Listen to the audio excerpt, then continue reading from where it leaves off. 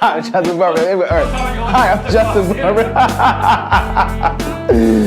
Oh man, all right. I think now I got it. Here we go. Hello, this is Jonathan Barber, Istanbul AGAP artist. I reside in New York City. I have a band called Vision Ahead. I just released my record, I want to say 2018, and I have a new one coming out in 2020. So stay tuned.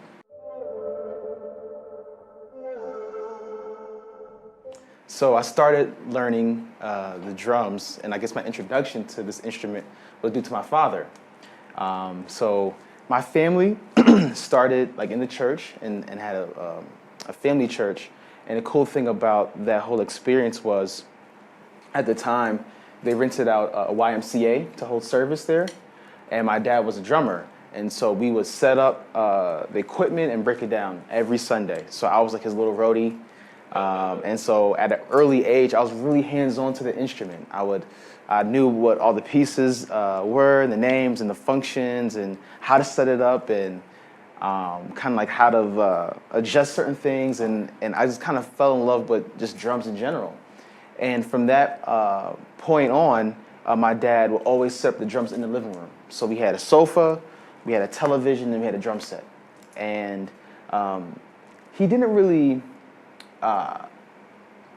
he wasn't necessarily like a strict teacher as far as like taught me like every day, but he kind of let me play and gave me this huge record collection that he had, and kind of like let me do my thing. And he would always play music throughout the house, and you know, from stuff like Weather Report, Yellow Jackets, George Duke, Stevie Wonder, Michael Jackson, and even on the gospel side of like Fred Hammond, John P. Kee, Thomas Whitfield, and so many other great styles of music. So I just had this nice array of just music, and I heard a lot of great drummers. And so from that point, I was like, okay, it was like a hobby, if you will. And then as I got older, I went to a after-school program called the Artist Collective, which was founded by a great jazz saxophonist, the late great Jackie McLean in Hartford, Connecticut. And that once I got into jazz music, my mind was just like blown away as far as just the improvisation and just the amount of possibilities that you can have. And I found out that you can go to school for music and you can actually be a musician. It's not necessarily like a hobby. And from that point on, it kind of led me to where I am now, and just my love for it has been really strong.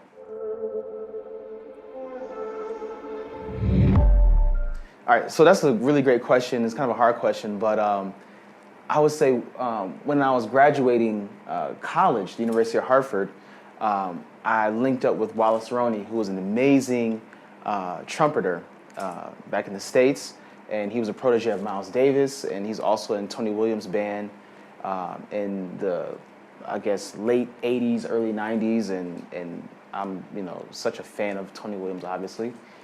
And I was really close to his brother, Antoine Roney, and make a long story short, he got me in touch with Wallace, and I began to play with him my senior year of college. And for that was just kind of like, I felt like I was like riding like a Harley Davidson motorcycle. It was just, the intensity. There was never like a dull moment playing with Wallace, and just to know the history that he carried and that he kind of entrusted me to kind of, carry on and to play with him, to learn.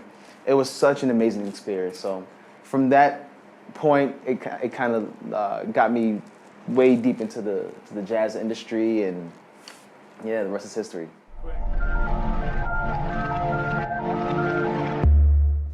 So I guess, like I said, like one of my first drummers I ever checked out was my father. So he's definitely on my top list. Will Kennedy is another guy that I love. I haven't met him, but I feel like his personality and spirit is just so genuine and rich. Tony Williams, obviously, Elvin Jones, Art Blakey, Philly Joe, and even on the gospel side, like Calvin Rogers, Marvin McQuitty. Those are two drummers that play with Fred Hammond, which is like one of my favorite, musical artists, period. So I have a high respect for them.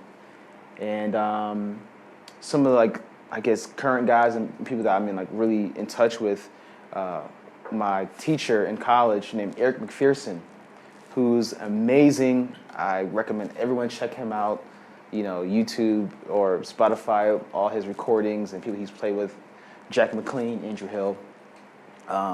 Ralph Peterson is another person that kind of took me under his wing and kind of showed me a lot. And Nasheet Waits, Lewis Nash.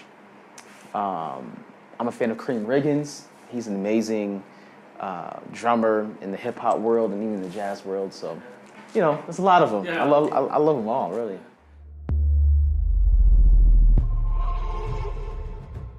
Yeah. So I learned this actually from Papa Joe Jones, and there's like an audio interview where he's kind of going through the history of music and even rudiments, and I guess this is called a buzz tap, and it's basically it's a rudiment, and it's kind of self-explanatory. It's a buzz and a tap, and for me, I kind of love that because it kind of gives different textures, and it kind of loosens your hands, and also you can not only do you loosen your hands, but you kind of work out different fulcrums as far as like how you strike the drum. You have that motion and that effect, and then you have this. It's two different kind of implications that you use in your fingers and your wrists. So I kind of do 4 buzz taps with my right and 4 buzz taps with my left. So it's something like.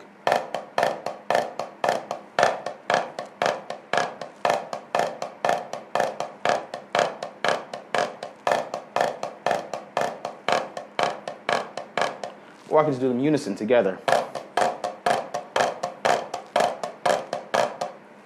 And for me, that's something that I kind of can just